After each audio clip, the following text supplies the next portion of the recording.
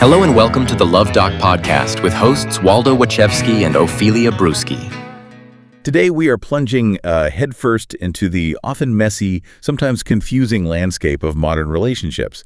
Specifically, we're talking about those moments when, the initial sparks seems to dim, even in a relationship that, on paper, looks pretty good. It's that classic internal debate, isn't it? I think a lot of us have faced it. Is it me or is it the relationship? And let's be honest, lurking underneath all that is often this pervasive fear of regret when you're standing at the edge of a big decision. Oh, absolutely. That resonates with so many experiences. To help us navigate these, murky waters, our source material comes from the Luv Doc. We're going to unpack a letter from someone calling herself Gone Girl and the Luv Doc's insights into waning attraction, the very nature of romantic love, and the tough choices that come with it. Our mission here is really to distill his wisdom into some actionable understanding for you. Okay, so Gone Girl. She writes in about a guy she met through an old friend back in early March. She explicitly states he was exactly what I needed after coming out of a long, pretty emotionally abusive relationship in late 2024. And from her description, he sounds like a stand-up guy. He has a lot of great qualities, and she says they haven't had any really rough patches. Right. Seems good on the surface. Exactly. Yeah. But here's the crucial conflict. Despite all these positives, Gone Girl says she doesn't really connect with this guy emotionally like I have with other guys in the past. She notices things like he's not a huge texter, and when they do text, it's mainly to plan getting together and phone conversations. Mostly the same logistical rather than just conversational. It sounds like, a relationship that ticks many boxes. But lacks that certain something. Yeah, that depth. And her feelings have definitely shifted over time.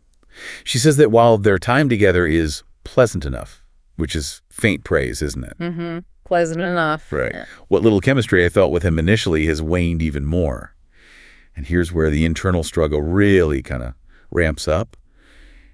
She finds herself avoiding him sometimes because I'm just not feeling it. Oof. Yeah. So while he fulfills maybe a practical need or seems like a good idea after her last relationship, the emotional connection seems to be just dissolving. And this leads her to some very raw, very relatable questions, which I'm sure many of you listening have maybe asked yourselves at some point. She wonders if she's the problem, or if she simply expects too much from a relationship. That's a big one. It really is. And the central anxiety, the one that often just paralyzes us, is her worry that if I break it off with this guy, I will regret it later. And so her direct question to the Luv Doc is stark. It's just, should I go ahead and end it or try and work through my feelings of apathy? Such a tough spot. Absolutely. And this is precisely where the Luv Doc offers his initial crucial insight. The Luv Doc, he starts his response by diving straight into the concept of what he calls the all-consuming passion that often kicks off relationships. He sums it up pretty simply as fire, a raw, primal term that gets right to the heart of those intense beginnings. Fire. I like that. Yeah. And then he offers a clinical term for this intense feeling, limerence. Limerence. Okay. Yeah. Think of it as, it's basically a fancy word for infatuation, that acute, often obsessive state. Right, where you can't stop thinking about them. Exactly. Intrusive thoughts, craving reciprocation. It's that all-consuming, idealized beginning phase. And he draws this kind of interesting distinction, doesn't he, between infatuation and fire. He sort of humorously notes why nobody likes infatuation, partly because it has fat in the middle. Yeah. But he contrasts that with hillbilly types and working class rockers who just use fire to sum it all up. It feels more visceral. It does. And this is a really critical insight because the Luv Doc's core point about these intense beginnings is that infatuated people are consumed in a blaze of emotion that it will eventually burn out. It's not sustainable. Right. He even brings in a specific musical reference to drive it home, quoting Conway Twitty and Loretta Lynn singing, "There's nothing cold as ashes after the fire is gone." Wow, yeah. Powerful image. It really is, and it helps us understand maybe why Gone Girl might be feeling this apathy now, that initial fire, if there was much of one, could simply be, following its natural course, it's burning out. Okay, so that's one way to look at it, the natural decline of that initial intensity. Exactly. But then if we connect this to the bigger picture, the Luv Doc introduces a truly fascinating alternative perspective. He points out that, there are cultures that don't place a lot of emphasis on romance as the primary driver for relationships. Oh, interesting. Holy crap. You're psychotically obsessed with the Luv Doc, but can't think of a flashy gauche way to share your obsession with the world? Stop thinking and make a beeline for the Luv Doc's home sweet home on the interwebs, thepleasurecraft.com, where you can find a veritable treasure trove of sick merch that will make even your coolest friends super gel. Honestly, I don't know why you didn't already think of this yourself, but you're welcome. Have fun on the Pleasure Craft. It was made just for you. Let me spell it out for you one more time. www.thepleasurecraft.com.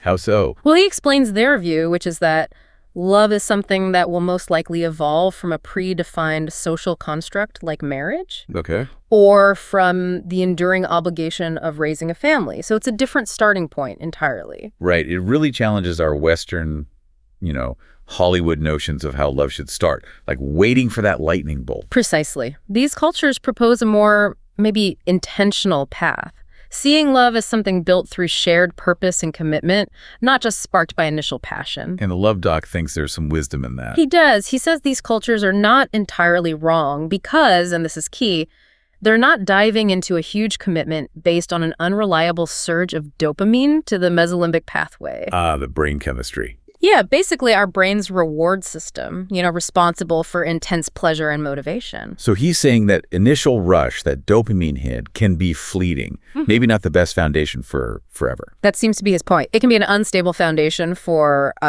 long-term commitment. And he really goes after the whole follow your heart idea, doesn't he? Yeah. He's got that provocative quote. Oh, yeah. Sure, the heart wants what it wants, but judging by the divorce rate, the heart doesn't do a lot of high-level strategic thinking. Huh. Yeah, it's blunt. And then he brings us right back down to earth. The heart doesn't do any thinking. It just pumps and flexes. So, is he suggesting we should just ignore emotion entirely, go purely logical? Or is there more nuance there? That's a really vital question. And no, while the Luv Doc clearly values a rational sort of perspective, he's definitely not dismissing emotions, not at all. He acknowledges the realistic, sometimes messy side of romantic relationships. He doesn't shy away from it. He says, are they messy and unreliable? Yes. Do they cause a lot of emotional anguish, discontentment, and sadness? Sure. He's very realistic about the potential downsides. Okay, so he sees the problems. Yes, but then, and this is the crucial pivot, he offers his powerful counterpoint, what he truly believes. Emotions are the secret sauce of life. Secret sauce. Like that phrase. Me too. He states that, in his view, absent a super chatty God, emotions are what gives life meaning. So this is where he fundamentally connects the dots for us, right? He elevates emotions from just like fleeting feelings to the very essence of a meaningful existence. Wow. Yeah, that's powerful. And he really emphasizes this conviction, saying, I wouldn't want to deny anyone their fair shared emotions, nor should you. Exactly. And this feels like where he moves from just analyzing the situation to giving his ultimate, very direct advice for Gone Girl. He's suggesting her lack of emotional connection isn't just some minor issue. It's actually critical. Precisely. It's fundamental. So here it is.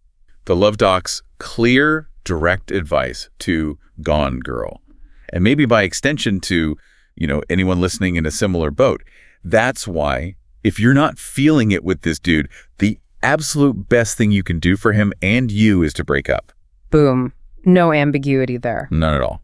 And he then immediately addresses that fear, Gone Girl's fear of regret. He acknowledges it, saying, sure, you might be wrong, and a few months down the road, you might be hating yourself for messing up a really good thing. He validates that fear. Which is important, because that fear is real. It is. But then he offers this really firm rebuttal to the idea of just, stringing someone along. It's a strong ethical point, he says. But it's really shitty, his word, to indefinitely string along someone you're not that into while you try to decide if your lack of feelings are due to some underlying psychosis you need to address. Wow. Okay. So he's saying that her uncertainty, while it's difficult for her, is also deeply unfair to the other person. Exactly. It puts the burden on both of them, but in a way that's not honest to the guy. Right. And he concludes with this final, just incredibly blunt piece of advice. That's why Jesus invented therapists. Yes. Break up with this dude and go find one. Doesn't get much clearer than that. Not really. Yeah. It's very direct, very actionable advice. He's really advocating for self-awareness and just decisive action. Don't linger in apathy.